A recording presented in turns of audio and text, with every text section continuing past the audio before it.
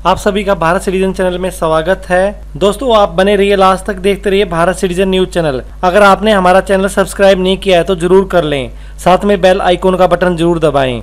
अब चलते हैं आज की सबसे पहली खबर पर। Corona update. जो कन्फर्म केस है वो 37,02,731 हैं। जो एक्टिव केस हैं वो 7,89,345 हैं। जो रिकवर हुए हैं वो 28,47,244 हैं। जिनकी मृत्यु हुई है वो 65,554 है। टोटल अभी तक 31 अगस्त तक टेस्ट हो चुके हैं 4,33,24,834। कोरोना संक्रमण में टॉप 10 राज्यों में महाराष्ट्र में मृत्यु दर सबसे ज्यादा 3.1%। 7 राज्यों में 2% से भी कम है।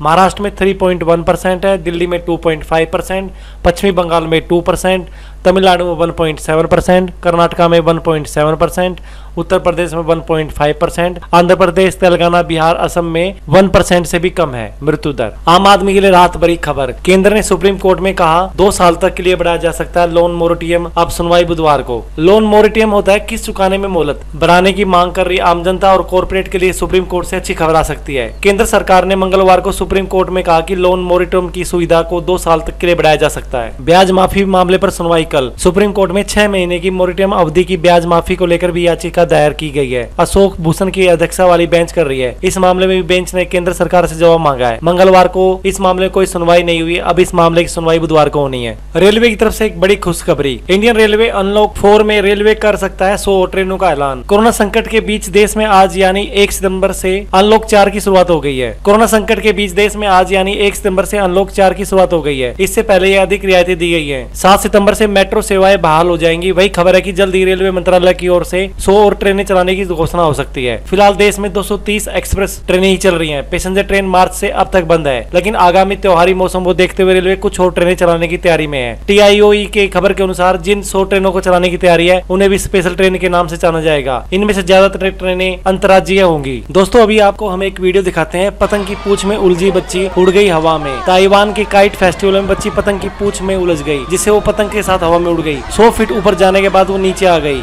लेकिन ऊपर वाले का शुक्र है कि वो बच गई।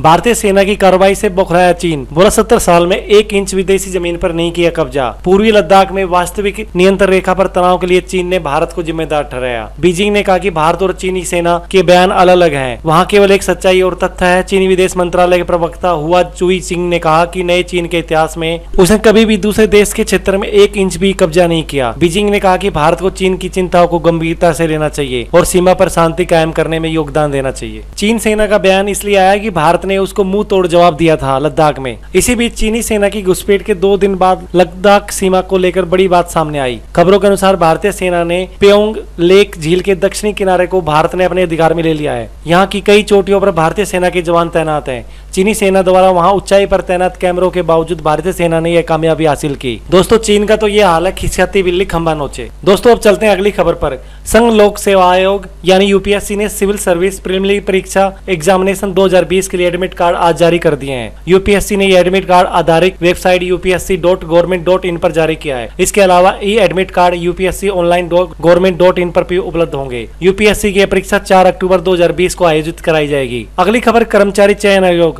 यानी SSC की कई लंबित परीक्षाएं अक्टूबर से नवंबर तक होंगी। इससे मुख्य तौर पर 8 परीक्षा शामिल हैं। इस भर्ती परीक्षा में combined higher secondary level exam, junior engineer selection exam, combined graduate level exam और अन्य एग्जाम शामिल है। SSC भर्ती परीक्षा 12 अक्टूबर से आयोजित करना शुरू करेगा। परीक्षा को इस तरह आयोजित किया जाएगा कि लगातार 2 परीक्षाओं के बीच में कम अंतर हो। SSC 12 अक्टूबर से 18 नवंबर तक भर्ती के लिए परीक्षा पूरी करेगा। चीन पाक सीमा पर और बढ़ेगी ताकत। 2580 करोड़ में स्वदेशी कंपनी से ही पिनाका रॉकेट लॉन्चर खरीद रही है सरकार। सीमा पर चीन के साथ तनाव के बीच अपने सैन्य शक्तियों को और अधिक मजबूत करने के उद्देश्य से रक्षा मंत्रालय ने पिनाका रॉकेट लॉन्चर खरीदने के लिए 2580 करोड़ रुपए का समझौता किया है। रक्षा मंत्रालय ने 6 सैन्य रेजिमेंट के लिए 2580 करोड़ की लागत से पिनाका रॉकेट लॉन्चर खरीदने को लेकर सोमवार को अग्रणी घरेलू कंपनियों के साथ समझौता किया।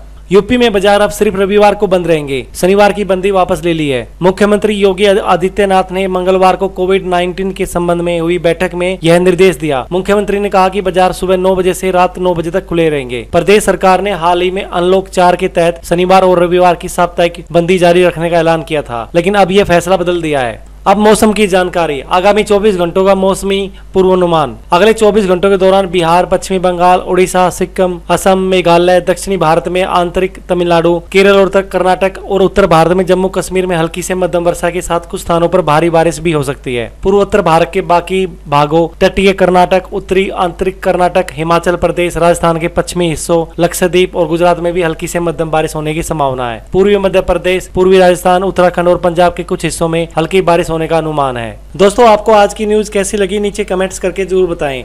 अभी तक आपने हमारा चैनल भारत सिटीजन सब्सक्राइब नहीं किया है तो सब्सक्राइब जरूर कर लें। दोस्तों, आप अपनी कोई भी न्यूज हमारे कार्यालय में भेज सकते हैं। जय हिंद, जय भारत।